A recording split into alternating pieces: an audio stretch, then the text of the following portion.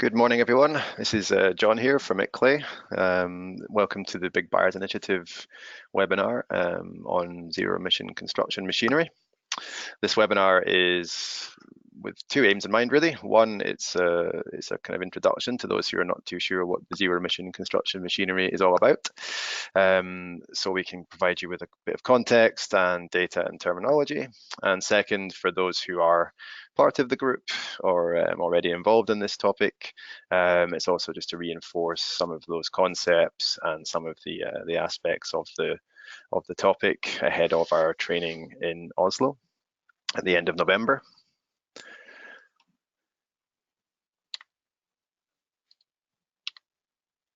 So we have an agenda for today. We're lucky enough to have Mark Preston Aragonès from Bellona here.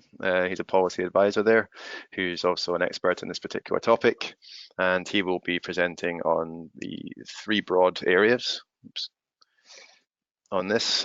One is the state of play, just to give us an update on where cities are in terms of setting requirements for non-road mobile machinery.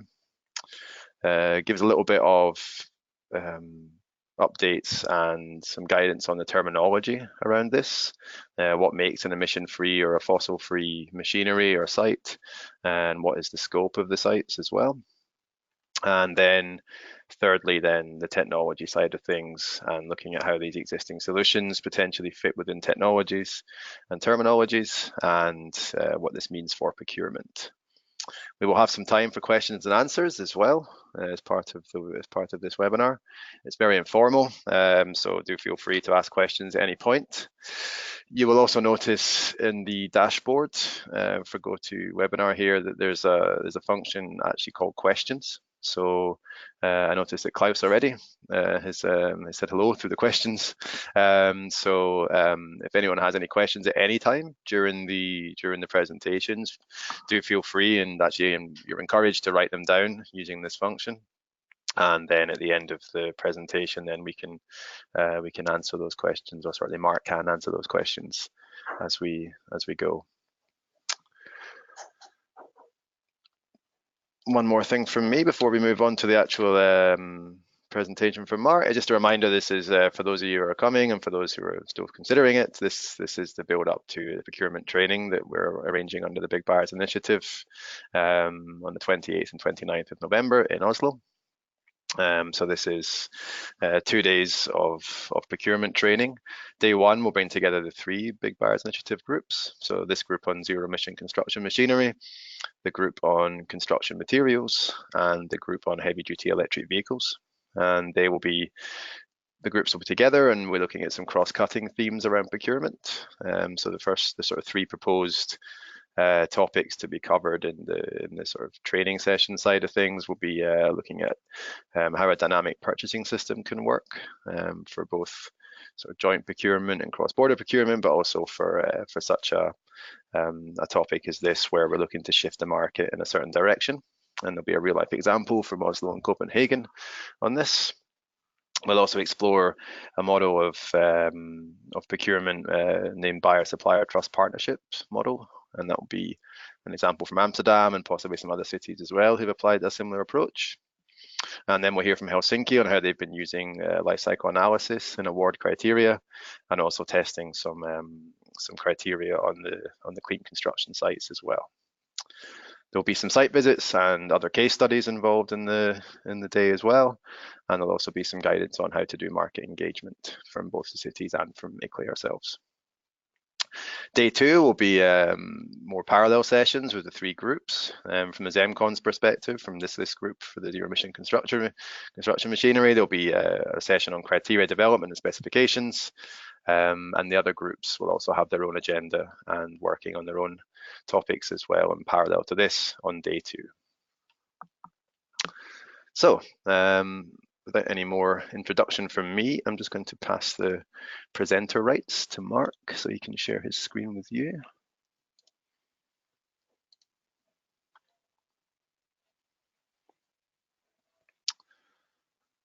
Okay, Mark, should be now over to you with the presenter rights, and I leave it to you. The floor is yours. Thank you.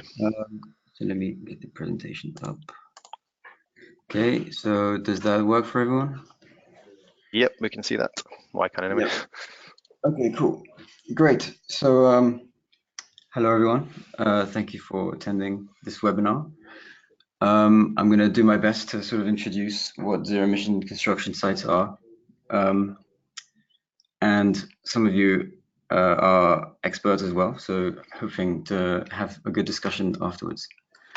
So this is what I'm going to present. First, the big part of this will be why it matters, because sometimes it's not fully understood. I'll also go through the scope of what exactly is a zero-emission construction site, what we're trying to achieve with this project, some terminology as well on what does zero-emission mean, etc. Fossil-free, what technologies fit within these definitions, and then we'll go through quickly what the progress has been. So firstly, why it matters. So as you know, construction machinery is quite loud, and it can have an impact on how workers communicate on the site. So if the machinery is too loud, they're forced to wear headgear, protective headgear, and that affects the way they can communicate. It can cause accidents, etc. It can also be a nuisance to neighbors and workers just in the vicinity of a construction site, which can lead to health impacts. Lost days of productivity is sometimes a way of measuring this. And it can also have an impact on the actual workers themselves, where they have tinnitus or all sorts of other occupational diseases, and noise is actually 10% of European occupational diseases. And you'll see here on the right that there's a noticeable decrease in noise when you switch from a diesel excavator to an electric excavator by about 12 or 10 decibels. And that accounts to approximately half, reducing noise by half, because the way decibels are measured. There's also an impact on air pollution. So we know that that air pollution is the single largest environmental health risk in Europe. There was recently a European Environment Agency report published last month, which again emphasizes the fact that 400,000 deaths a year are attributable to air pollution, which is non-insignificant. And the WHO, which emphasizes that there is no such thing as a safe level of air pollution. So they try to establish standards, but they do emphasize that the best level of emissions is zero. Any exposure to air pollutants is, of course, dangerous. And then finally, the greenhouse gas impact. So climate change is one of the most challenging, one of the biggest challenges of our society at the moment. And as you'll see here on the left, we have a graph from the IPCC's special report on 1.5 degrees, outlining just how quickly we need to reduce our emissions in order to stay within 1.5 degree warming, after which it is expected that there will be significant climate impacts. Of course, 1.5 degrees is still not safe. So 1.5 degrees is an arbitrary amount of warming to which we expect to have more climate impacts. But of course, the same as the World Health Organization suggests, that there's no safe level of emissions. There is no safe level of increase of global temperatures. On the right, you'll see a graph taken from our report, which shows the emissions from construction site NRMM, which is non-road mobile machinery. So these are emissions from the combustion of diesel used on construction sites in the EU. So the fully yellow area is what we know. So this is countries that have reported their emissions from construction site machinery. And the light yellow is sort of an extrapolation from that, from countries which do not report their emissions. So from that extrapolation, we can see that the emissions are slightly lower than the emissions of Slovakia as a whole, which is, you know, not insignificant as well. And this is just in the EU. Of course, there's huge emissions worldwide if we scale this up to a global level. And I'd like to emphasize a little bit as well what the IPCC has said. So this is a slide from their presentation last year. These are the quote of the chair of the IPCC, who says that every action matters, every bit of warming matters, every year matters, and every choice matters. So now onto the scope of what exactly we can do to contribute to the mitigation of climate change. This right here is an amazing graph which shows which processes are responsible for which activity, which is responsible for which carbon dioxide, methane, nitrous oxide emission. As you can see from this graph, I'll share this with you later as well, so we don't need to dwell on this too much, but 39% of CO2 comes from the construction industry as a whole. This is via, you know, production of materials or combustion of fuels, transport, logistics and stuff like this. So yes, 40%, almost 40% of CO2 emissions come from the construction industry. So this here is the lifetime of a building in a way. So obviously different parts of the building have different impacts. And the one that's most significant is, of course, the in use. So this is, you know, how energy efficient a building is, how much energy it consumes during its lifetime, which tends to be about 40 to 50 years. The only aspect which we'll be addressing today is this bit, the assembly on the site, which is the operations. This is when they're erecting the building. This is significant for cities because there are plenty of construction sites in cities. This is where the emissions occur in your city. So the materials will be produced elsewhere. Most likely the energy used to power the building will be produced elsewhere. So this really is the bit that has an impact in cities in terms of air pollution and climate greenhouse gas emissions. So what does this mean for the scope of the procurement? So this, of course, is indicative. I'm not going to pretend that I know everything about procurement and everything about your cities. So this is all suggestions. So what Oslo has done, for example, is they consider construction site emissions to be everything that happens within the fence of a construction site. So this includes the heating, which is used for drying concrete, for example, but this can be avoided by changing the logistics, changing the timing of the construction. There's the construction machinery, of course, which is the main aspect of this, which is the combustion of fuel within the construction site. And then there's the transport of goods within the construction site. So this does not include transport of goods to and from the construction site. But then if you want to include that within your procurement, then be my guest. I'm not going to ask you to be less ambitious. It's also possible for the scope of the procurement to be all construction operations, in which case it would be the same as what's on the right here, including the transport of goods and people to the site. So this is another element that is considered within Oslo's procurement, which we'll discuss later. So yes, of course, how you define the scope of the procurement is up to you and up to the requirements of your city.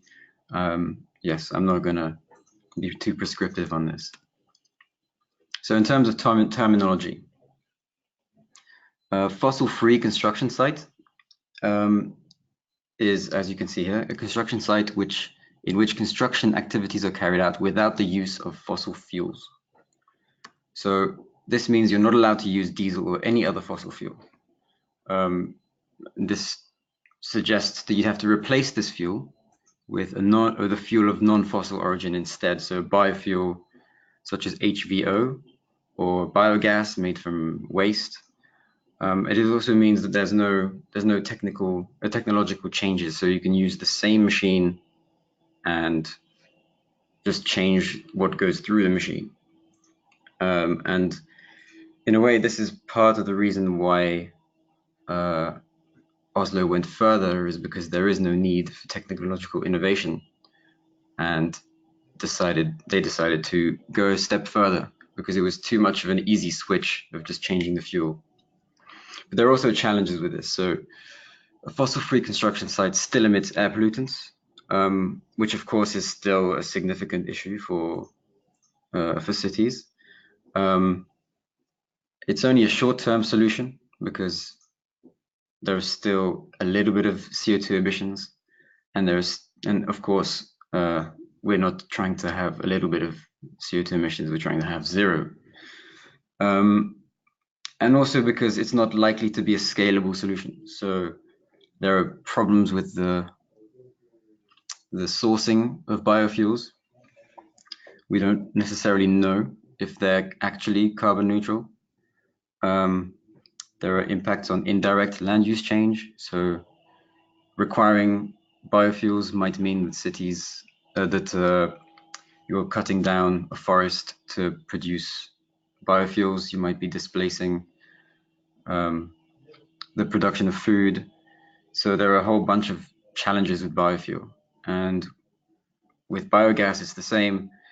It's a bit of a conundrum where on the one hand, we're trying to reduce waste, then on the other hand, we're trying to use waste. And which is it? We don't know if there'll necessarily be enough scale for both. So next we come to a zero-emission construction site, which is really what we're trying to achieve. We had a conversation with some Americans who said that the zero-emission construction site is the holy grail. I wouldn't quite go so far, but I think that's what we're trying to achieve as well. So yes, a construction site is a construction site where activities are carried out exclusively with zero-emission construction machinery or equipment, and all transport of goods and people to and from the site use zero-emission vehicles. So at the moment, we don't include the energy carrier, the provenance of the energy carrier, because we want to emphasize demand side reduction.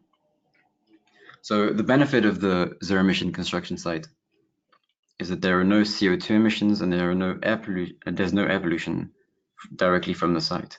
So in terms of air pollution, there will be some procurement from normal construction activity like dust and particulate matter, maybe also from the tires and the brakes, but that's not something that we can really fix other than just not constructing it at all. Generally, zero-emission construction sites, zero-emission machinery is powered by electricity with a fuel cell, with a battery, or with a plug directly. We can go more into this later. The main benefit, of course, other than the CO2 emissions, is a reduction in energy consumption. And this is why we don't really want to consider where the electricity comes from at the moment, because we want to promote the demand side reductions now, in the knowledge that we're also reducing emissions from the electricity sector. So we think that if we were to start doing that now, we would just delay a change which needs to happen anyway. So here are also some other definitions. So there's the first two, which are the same. Zero-emission construction logistics, which this is purely the transport of goods to and from the site, which theoretically would be included within the definition of a zero-emission construction site if your city chooses to do so. So this would mean using electric or zero-emission machines, heavy-duty vehicles to transport people and goods. The zero emission construction machinery and equipment. This is also an element of a zero emission construction site. And then there's the net zero carbon construction materials, where construction materials are close to zero direct or indirect emissions, which is not within the scope of this project, but worth mentioning nonetheless. I also have a little bonus slide to address a little bit of the buzzwords. So a lot of countries have announced net zero targets, carbon neutral targets, climate neutral targets. They are all essentially the same thing. To have net zero emissions is basically to achieve a balance between emissions of greenhouse gases and removals of greenhouse gases from the atmosphere. So this means that then we need to have the equivalent would be to plant, to put this simply, would be to plant a tree and to let it grow for 10 years would capture X amount of CO2, and then to try and offset this. This is not necessarily an approach which we think will work, but this is the approach that's been taken by countries. So negative emissions therefore become a critical aspect of net zero. Negative emissions is permanently removing greenhouse gases from the atmosphere. How viable negative emissions are is questionable, how scalable as well. So net zero is a bit of a cop-out. We prefer the term zero, but of course there are always going to be some residual emissions which are very difficult to abate. But I thought this might be a good way to basically say that all these different terms, net zero, carbon neutral, climate neutral, are essentially the same thing. Now up to technologies. So zero emission construction machinery and equipment is powered by electricity. So either electricity directly, so with a battery, or with it being plugged in, or with a fuel cell, which is fueled by hydrogen. So these would produce zero emissions on the site. The hydrogen would just emit water vapor, and electricity, of course, there are no emissions. There's no exhaust whatsoever. Fossil-free machinery, again, is biodiesel or biogas. So these are of non-fossil origin, but they are theoretically carbon neutral, which is already a benefit, but it's not, well, they could be carbon neutral, but we don't know. We don't know for sure. So we would rather just go straight to zero emission. These are the machines that exist at the moment. There's quite a, this is from Bauma 2019, which happened earlier this year, which is an exhibition. And you can see that there's a whole bunch of machines that are being developed. I would say thanks in part to the city of Oslo for setting such a high and ambitious target, and to sort of bring attention to the market that this is something that needs to be addressed. And you can see here the concrete mixer on the bottom, which was also in Copenhagen, for those of you who were there. What are the benefits of zero emission machinery? So firstly, we've discussed this already. There's much less greenhouse gas emissions. There's no direct air pollution. There's less noise pollution, lower running costs because electricity is cheaper than fuel. And it's an opportunity for innovation. And this is not something that to be ignored. There's a huge potential here to develop a new market, to create new jobs. So this is it's an exciting opportunity, and it would be a shame to miss out. This is something that can really push cities to the forefront. So the progress so far in Oslo, which is undoubtedly the leading city on this, by 2025, this was agreed actually on the same day as the Copenhagen event last month. By 2025, all of Oslo's public construction sites will operate zero-emission machinery and zero-emission transport of materials and workers to the site. So this is a zero-emission construction site, as we like to define it. There's already an existing requirement, which is that they should be fossil-free, which we've discussed earlier as well. So this means that they've just switched to biofuels in the meantime. But of course, they are aiming for zero emission. They've also changed their procurement, their procurement criteria, so that the environment criteria is now at least 30%. At least 20%, with a recommended amount of 30%. And you'll see here in the middle bit in the bar that construction equipment is approximately 50%. These are indicative sort of sizes, but this is, the guidelines on how to evaluate contractors. So this means that now the emissions coming from construction sites are much more significant than they currently are. At the moment, there is no requirement whatsoever, other than existing EU standards. Some cities have decided to go for the NRMM regulations standards, so stage 1, 2, 3, all the way to 5. But the main shortfall with this is that there's absolutely no consideration for carbon dioxide emissions. Whereas in these criteria, there is of course a carbon element.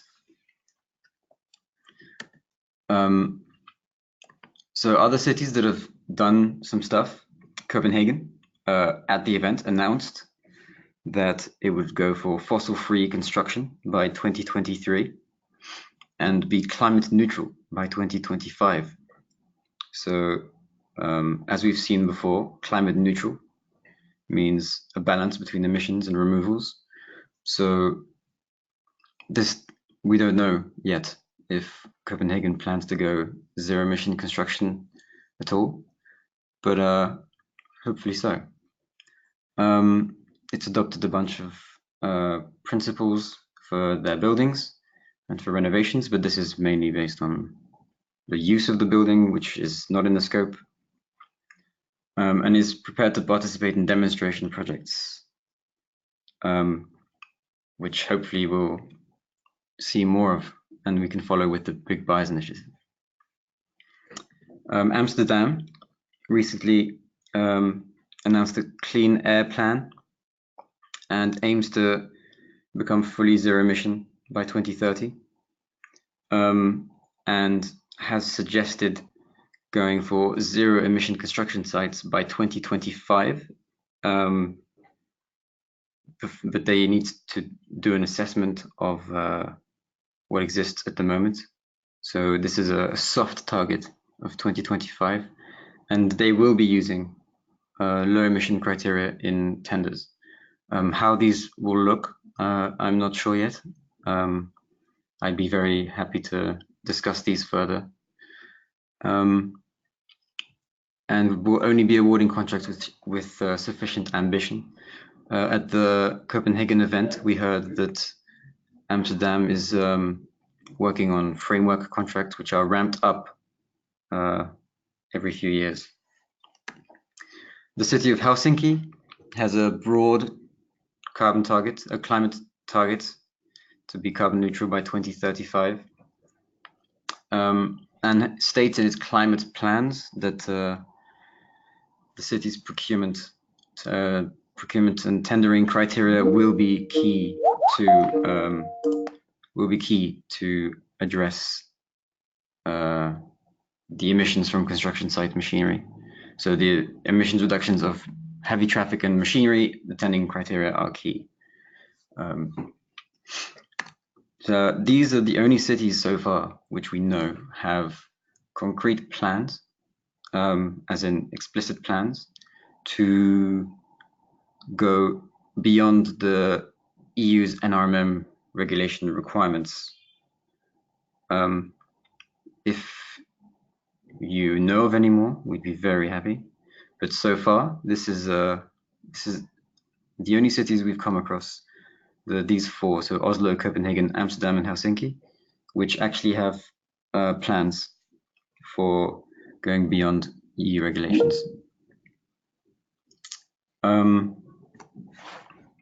At a national level, we know that the European Union is working towards a 2050 net zero target. If this is approved, that means that every city in the European Union will have to go zero emission. Before that, cities will probably have to go to zero emissions much before 2050, because this is a European Union-wide target. There will, of course, be an element of effort sharing. So some countries will have to be more ambitious than others. Denmark plans to be zero emission by 2050. Finland plans to be carbon neutral by 2035. Again, this is essentially the same thing. Sweden plans to be zero emission by 2045, Norway by 2030, Portugal by 2050, and United Kingdom by 2050. So we know that at the national level, there are these broad mandates to start reducing emissions as soon as possible. And we would very much like these to be more explicitly focused on construction sites as well. So there's not much mention of actually addressing the heavy machinery. And this is something that obviously we're trying to work on with you from the bottom up. This is our way of doing this, basically. So next, we would like you to adopt zero emission targets, address zero emission construction, and we have this is one of our favorite quotes at Bellona, which is that the best way to predict the future is to invent it, and hopefully you will be the ones to invent it. Thank you very much for your attention, and if you have any questions, feel free to ask. Thank you very much, Mark, for a very excellent tour of the concepts and the state of play. Hope that was very useful for everyone. I can see already a few questions beginning to come in. We have one from Klaus from Copenhagen. I'm just going to unmute you, Klaus, if you want to ask the question yourself. Let's get a bit of interaction going. So Klaus, I think you should be free to speak if you want. If not, I can also read the question out. Yes, can you hear me? Yes. Yes. Good morning. Yes, good morning, and thanks for the talk. I was just wondering about your definition of a zero-emission construction site, because I think normally you would not include transport to and from the site in the definition. So have you got any comments for that? So yes, I think you're right. Normally we wouldn't, but again, since this was indicative, we're trying to be a little bit more ambitious. Okay. But yes, I think at a first step, it would just a zero emission construction site would not include the transport to and from the site.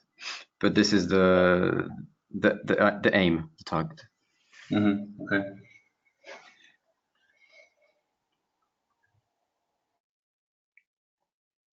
Okay, thanks, Klaus. If anyone else has got any questions, you can either raise your hand using the function that you can see on the screen, or you can post them in the question pane. I can see Sarah has a question, so I'm just going to unmute you, Sarah. Okay, Sarah, I think you're self-muted, but there we go. I'm on now. Hi, good morning, Sarah. Thanks for your question. Hi, good morning. Yeah, how can we use TCO, total cost of ownership with this emission-free vehicles? That's a good question. That's up to how you build your criteria. So you could include that, instead of it being in the environment criteria, you could include that in the price criteria. I'm sure there'll be more of this in a couple of weeks in Oslo, but there's other types of criteria that you can use, like the MEET criterion, which is the most economically advantageous tender, which goes a little bit beyond just the face value of a price, but looks deeper into longer periods and other impacts. Yeah. So I Do you have any? Sorry. Do you have any experience with TCO? So the TCO of construction machinery is more or less the same. It really depends on the type of machine and on how it was made. So if it's a brand new machine, then the TCO is actually lower than if you do a retrofit. And the energy savings of the price of the energy is very important. So in a country with cheap electricity, then the TCO will be much lower for an electric machine. But again, this depends on the size of the battery, which is usually the most expensive component. If there's no battery at all, for example, then the total cost of ownership is much, much lower because the machine itself is already much cheaper. Okay. It's directly plugged in, for example. That's probably the most efficient. Okay. I hope we come around this in Oslo. It's very interesting. Yes, I'm sure there will be a discussion on this. Okay, perfect. Thank you. Thanks, Sarah. Yeah, I also had a sort of question on that as well, Mark.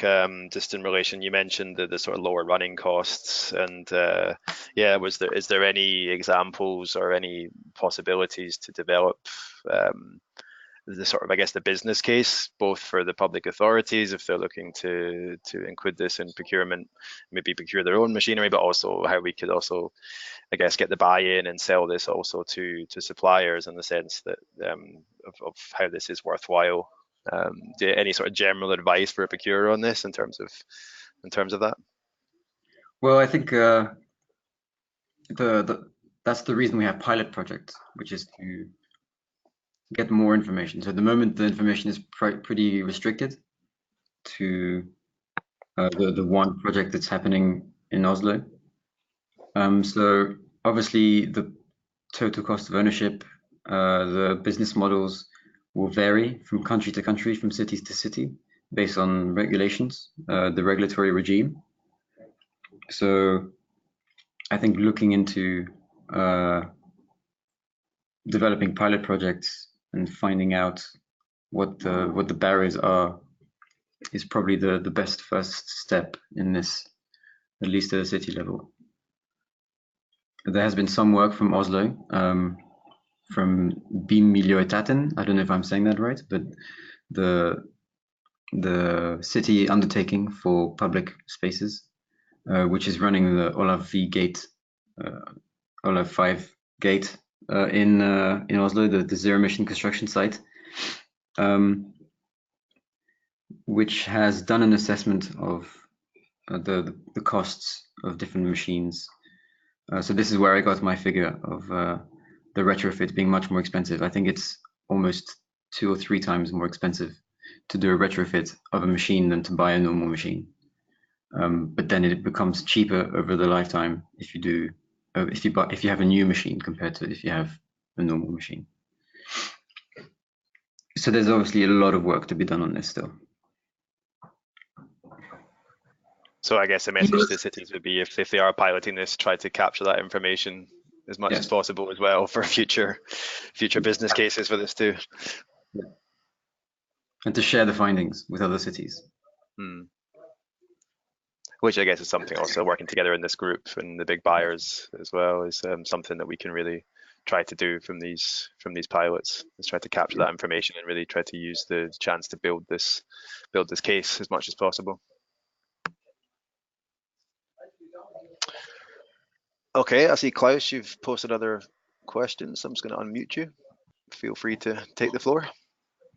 Yeah, it's about around the same question again, but I was just thinking that I think maybe the normal definition of a SEMCON site should be used rather than your more ambitious one. Shouldn't it be the more commonly accepted in the business used definition instead of what's the most ambitious one? Thanks. Yeah, I think I would agree with you actually.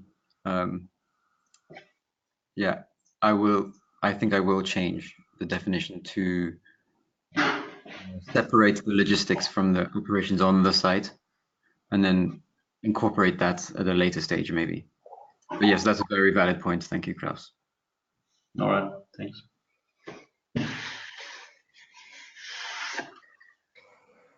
Hi, Isabella here.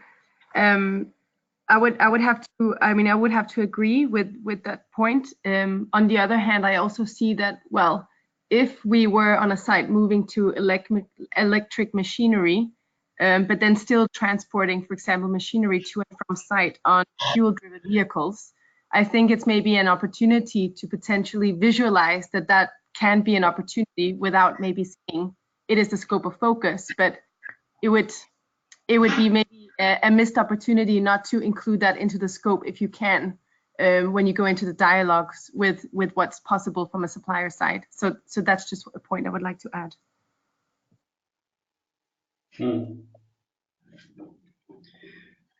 Yeah, I think that's a very good point actually, that the whole point of this is to push the market. So if anything, we should be the ambitious side.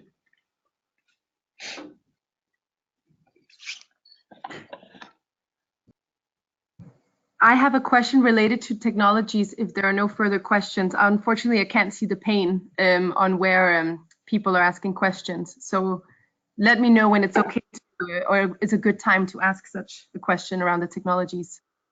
Yeah, please carry on, Isabella. Okay, great, thanks. No, I just remember that from the presentations back in, let's say, from the market dialogue in Copenhagen, it was mentioned, and I don't remember which city, but it was mentioned that they were also looking at synthetic fuels as an option, a technology that wasn't mentioned here. So I would just like to ask whether you know about this as an alternative fuel option to deliver. That must be almost fossil-free site, and generally what your view on it is. Okay, so I actually prepared a bonus slide, another bonus slide, in case this question arose. So this is a graph from, you can see the graph? Yeah? Yes. Yeah, Yep. okay. This is a graph from the European Academy's Science Advisory Council, which is the European sort of group of Academy of Sciences. And you can see here that if we have a fully renewable power grid, which is what we're aiming for, the most efficient way to use that renewable energy would be to transmit it directly into the machines. So there's much less losses throughout the chain if you do battery electric, which is the one on the left, compared to if you do synthetic fuels, which is the one on the right. So you see internal combustion engine vehicles. There are several losses. The most significant one, of course, is the fact that an internal combustion engine itself is only 30% efficient. So you lose a lot of the energy. So in a way, this graph isn't quite accurate. A better way of showing this would be for the numbers at the bottom to stay the same, and for the renewable power at the top to show to show the scale of renewable energy you would need in order to be carbon neutral in the use of synthetic fuels. I hope that answers the question.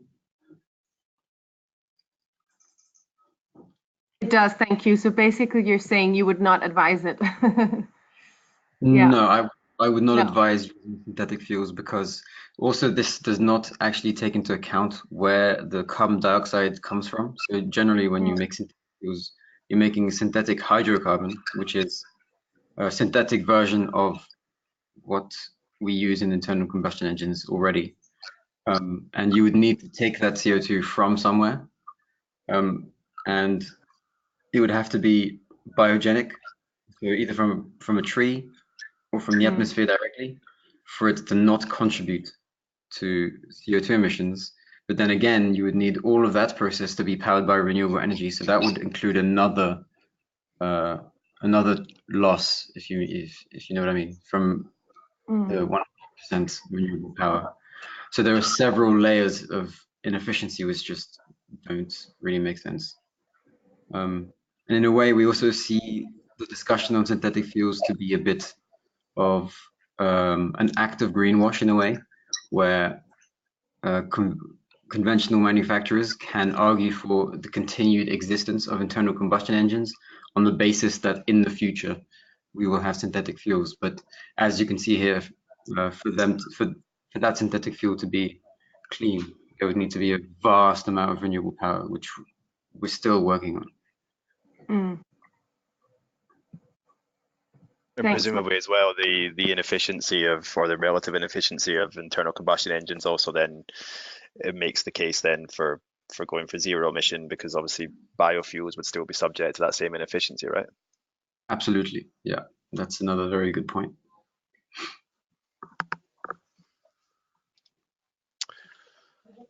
Okay, are there any more questions from anyone else in the audience or any other attendees?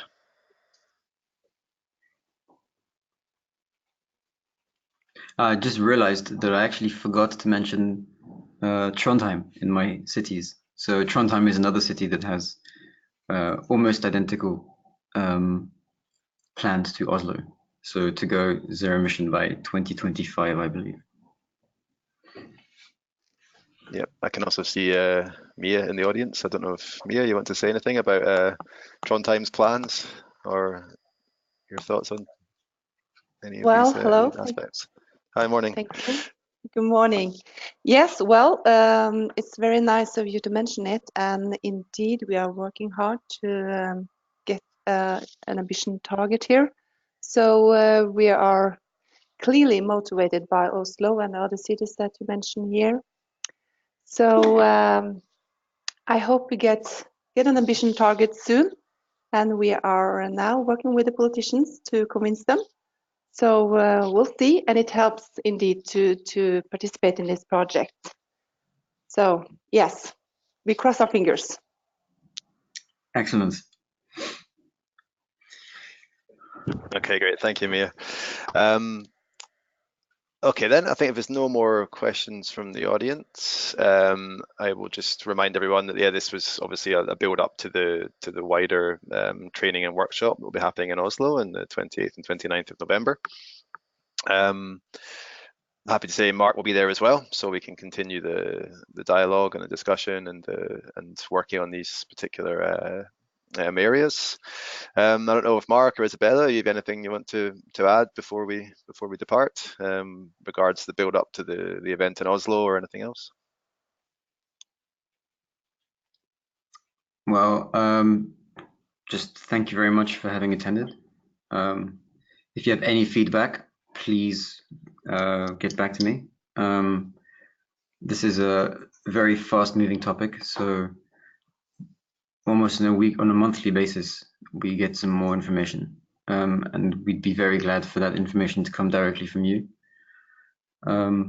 which we see as the most reliable source of information anyway. So yes, if you have any information that you want to share with us, if you have any plans, if you're looking to have market dialogues, for example, we'll be very happy to help in some way, put you in touch with some companies maybe, or with stakeholders.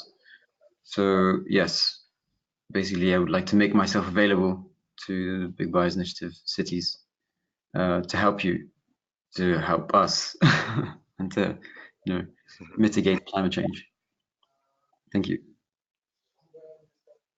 All right, thanks, Mark. Yeah, I think that's actually a very important point. Is if cities in the Big Buyers group are having their own market dialogues at regional or national level, as to if they can feed back to the full group and to us here, ICLEI and Climate-KIC, and to Mark.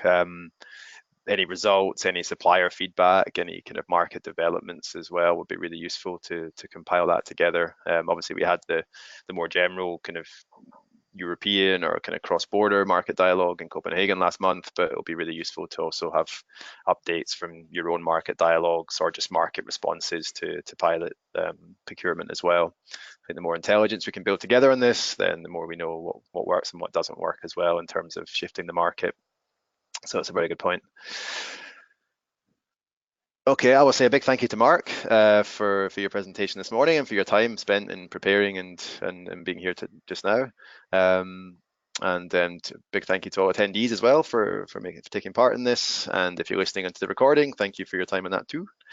And as Mark says, if you have any questions between now and the event in Oslo, and of course just going forward in general on this topic, then please do contact either myself, Mark, or Isabella, or other contacts involved in this project, and we're more than happy to engage.